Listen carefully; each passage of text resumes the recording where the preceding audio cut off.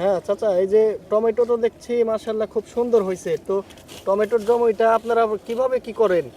এটা প্রথমত আমরা চারা রোপণ করি।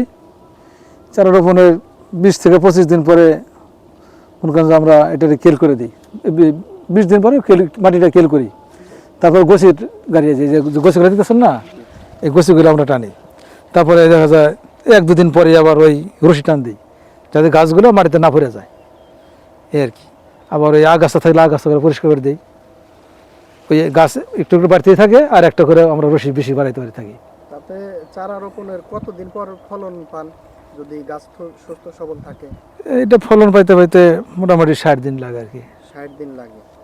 আর রশি আনুমানিক কয়টা করে টান দেন রশি? রশি ঠিক না, এটা গাছের পরিমাণ বোঝা। আমরা এই জাতের সাথে কিছু ব্যবধান আছে। যেমনি আমরা বাহুবলী যদি হয় ওই 4টে টানা দিলেই মোটামুটি হয় আর কি। আবার ওই বিপুল প্লাস ওইটা 5টা 6টা টানা দেওয়া লাগে। আচ্ছা, ফলন কোনটায় বেশি হয় আপনার? ফলন ওই 642-এ মোটামুটি ফলন বেশি হয়, কিন্তু বাহুবলীর মার্কেট চাহিদা বেশি আর কি, কাস্টমার চাহিদা বেশি।